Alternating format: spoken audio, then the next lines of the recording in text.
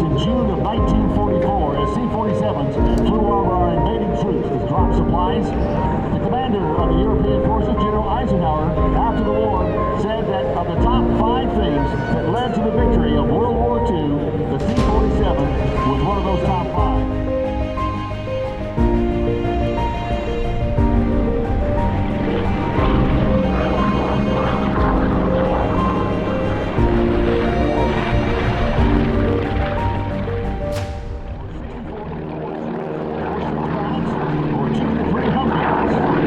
Taking off, ladies and gentlemen, the C-47.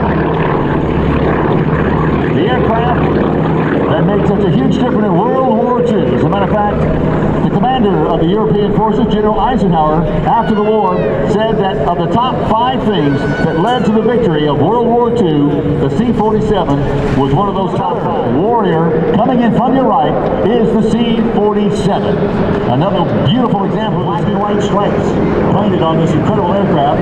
Those black and white stripes are invasion markings of the Normandy invasion, help identify Allied aircraft. Watch now as the C-47 gets ready to pass here at Show Center.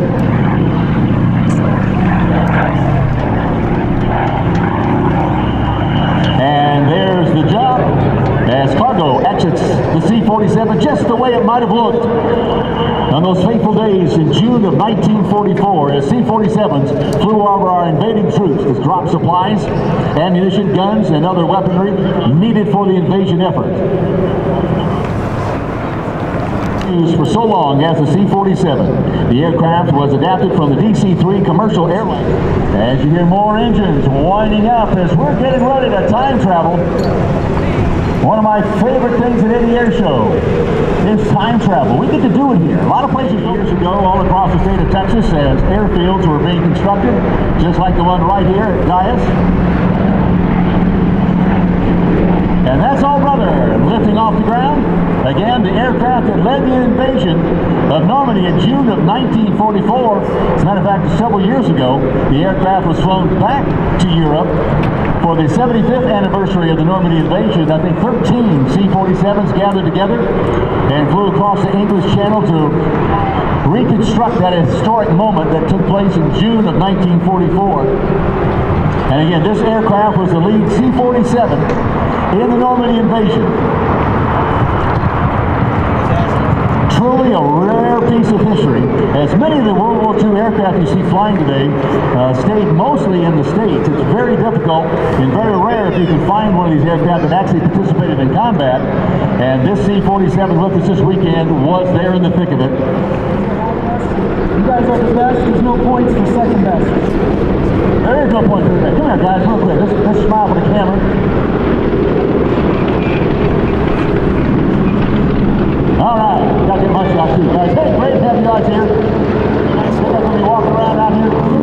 Magnet Goose, Magnet Ice Goose Goose. Talk to me, dude. Talk to me. So glad you guys are here. Thanks for coming out. Enjoy the show. I really want to know. Your cheeks are hurt. Like all the smiling.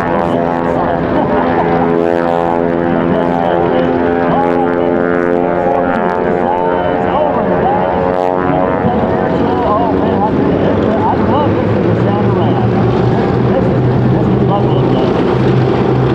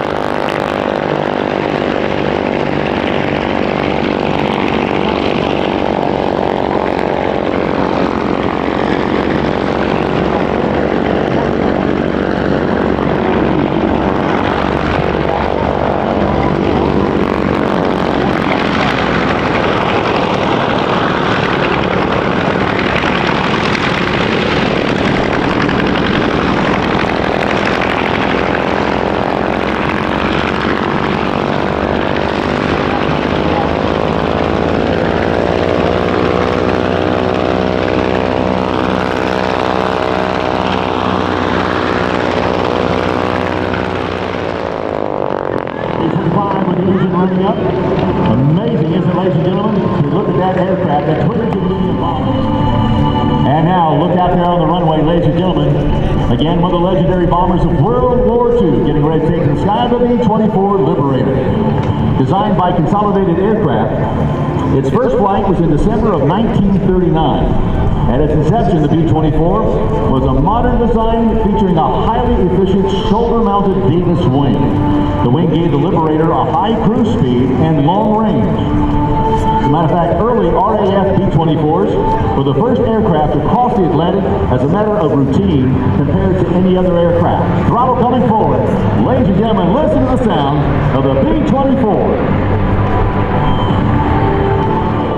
Take off the B-25, a medium bomber, one of America's most famous aircraft of World War II, built by North American Aviation, was produced the greatest number of aircraft in World War II, and the first time a company produced trainers, bombers, and fighters at the same time.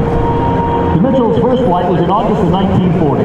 He was introduced in 1941.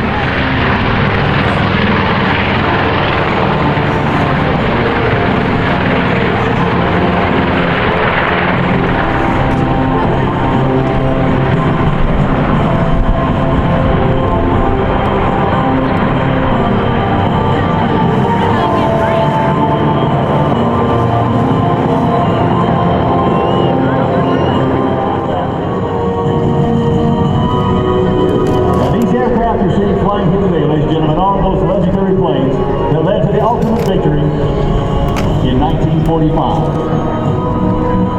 From your right, the B-24 served in every branch of the American Armed Forces as well as several Allied Air Forces and Navies. It saw use in every theater of operation. Along with B-17, the B-24 was the mainstay of the United States strategic bombing campaign in Western Europe. Due to its long range, it provided useful in the Pacific, including the bombing of Japan. The first batch of Liberators saw service to the Royal Air Force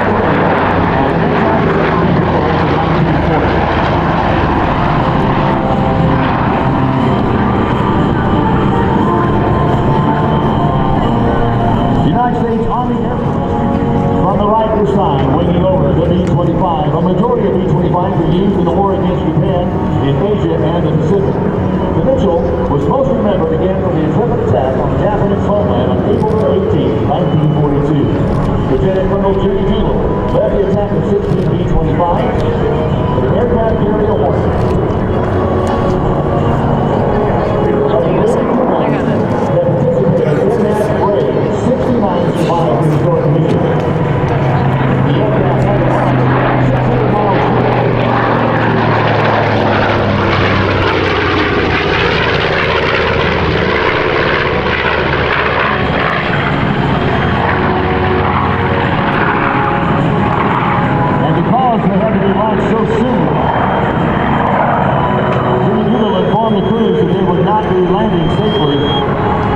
China had originally planned.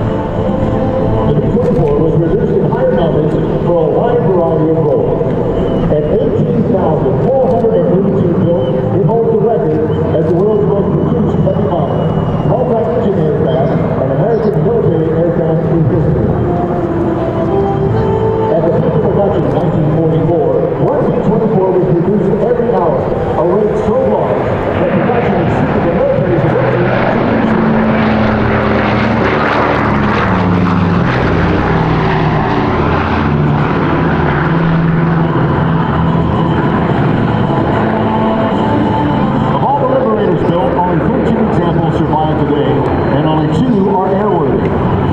B-24 retired from military service with the Indian Air Force in 1968.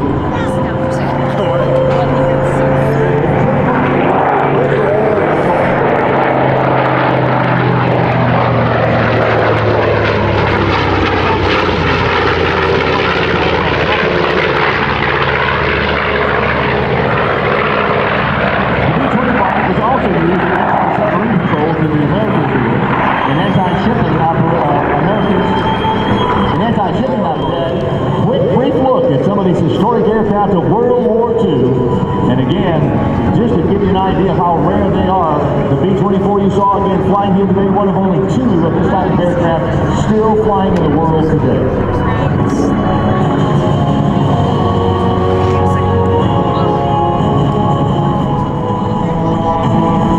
What you're about to see spans a time frame of 80 years.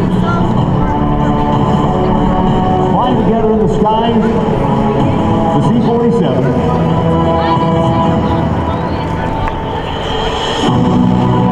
Right behind the C-47, and off the right wing, the C-132. Ladies and gentlemen, clearance on the ground release. Putting on troops all across the world.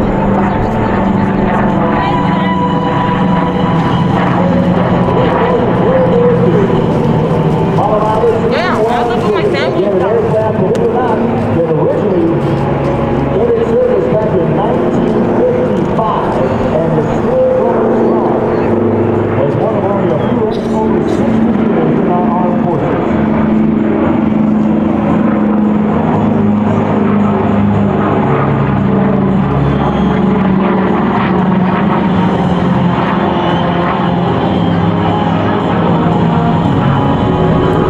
These aircraft you see flying here today, ladies and gentlemen, are those legendary planes that led to the ultimate victory in 1945.